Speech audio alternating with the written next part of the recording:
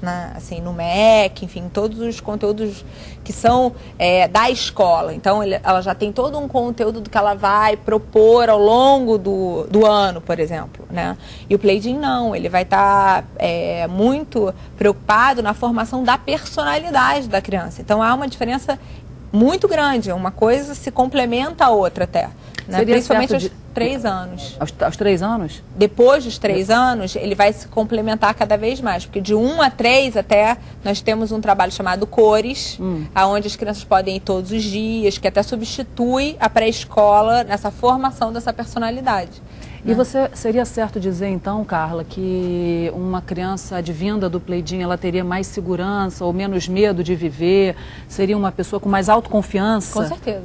Com certeza. E por que você afirma isso assim? Porque a gente dá uma condição de ambiente, de relação, para que ela possa estar mais madura. A gente acompanha essa criança, assim. Inclusive, quando ela tem alguns indícios de atenção, se ela tem alguma dificuldade no desenvolvimento ou na linguagem, isso vai ser encaminhado a um especialista. Então, para você ter uma ideia, uma criança ela precisa adquirir a linguagem bem até os 2 anos, assim, né? E aí existem várias variáveis de uma criança não fazer uma aquisição de linguagem. E para que isso não se torne uma patologia ou para que a criança não tenha esse fracasso, né? A linguagem ela é muito importante para que a criança possa pensar. Sem a linguagem, ela passa a ter muitas dificuldades na aquisição da aprendizagem, por exemplo, escolar, né? Então, a gente fica junto com essa criança, tanto dentro do Playdim, como, por exemplo, encaminhá-la para uma fonoaudióloga que vai fazer uma avaliação e que vai, logo cedo, poder ajudá-la com que ela possa ter um bem-estar na aquisição da linguagem, né? E que atividades são desenvolvidas dentro desse projeto Cores? O brincar. O brincar dentro da experimentação, num ar livre, né, que não tem salas de aula. A proposta é o brincar dentro com profissionais especializados, onde as crianças não são induzidas a fazerem conteúdos já pré-programados, assim. Então, a gente tem materiais e espaços, porque uma criança de 1 ano, ela está ávida ao movimento, por exemplo. Então, você imagina uma criança que acabou de andar, o que ela quer? Ganhar o mundo através do espaço. Se eu disser para ela o tempo inteiro, agora você faz isso, agora você faz aquilo, ela vai viver o tempo inteiro uma limitação no que ela está de maior potencial, que é o caminhar, o andar, o explorar, né? Então, se você pega uma criança aqui de 1 ano, ela vai mexer ali, ela vai mexer ali, ela vai virar esse copo, ela vai pegar essa boneca e vai virar o lado contrário. E é correto permitir isso, então? Dentro de um espaço de segurança. Desde que não ofereça ameaça. Exatamente, ameaça. Então, o que o Cores ele vai oferecer? Todo um espaço de segurança, onde ela possa explorar ao máximo. E no momento que eu adoro ver uma criança, por exemplo, pegar um objeto e os pais e os adultos, eles ficam muito incomodados naquela fase que a criança joga as coisas. Todo mundo aqui que teve filho sabe disso. Começa a atacar. E é uma fase onde começa pelo impulso, que a criança joga, e aí ela começa a pensar sobre a ação dela. Então ela pega um pedaço daquele de Lego, de plástico, e ela joga aqui. Aí daqui a pouco ela caiu ali, ela joga de novo, aí cai ali, aí ela joga de novo, aí cai lá. E aí ela precisa de um adulto, por isso é o ambiente, que é os materiais, e diga: fulano, então você está vendo que um caiu aqui, o outro caiu lá e o outro caiu lá? Para isso, eu preciso de um grau de liberdade com a criança para que ela possa agir. Porque se eu sentar com uma criança de 1 ano e meio e disser, agora vamos jogar, ela não vai fazer. Né? Então, assim, isso significa o quê? Que quanto menor a criança, menos autonomia ela tem. Então, eu tenho que dar um enquadre com maior liberdade. Quanto maior a criança vai se tornando, mais autonomia ela vai tendo, esse enquadre vai podendo se enrijecer. Até os 6 anos, aonde ela senta numa sala de aula e aonde ela pode já, que a professora diga, agora vamos pegar o livro, agora vocês vão fazer isso, vão fazer aquilo, vão fazer aquilo outro.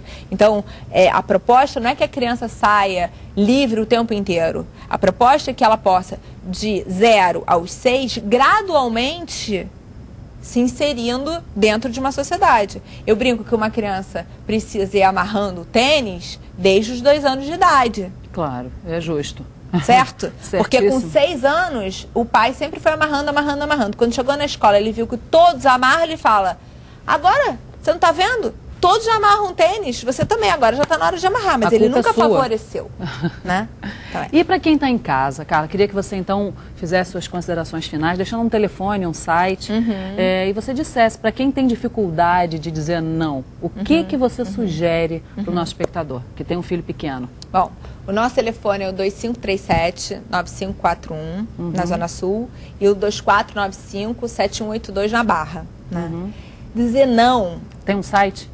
O site está em construção. Tem um e-mail, que é playdin@playdin.com.br. Tá ótimo. Vocês podem também fazer perguntas que a gente eu mesmo respondo.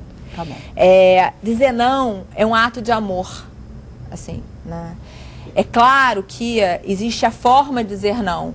Então eu vou dizer uma coisa que o Bernardo Couturier e a Silvia Karnek, são os meus 2 grandes mestres, dizem sempre, que é: a criança aprende o não primeiro a partir do sim. Então, como é que é isso? Né? Ela aprende primeiro a ter prazer com a vida. A criança ela só vai absorver o não se ela tiver prazer na relação com o outro, se essa relação for de qualidade. Se tudo for muito desprazeroso, ela não vai absorver o não.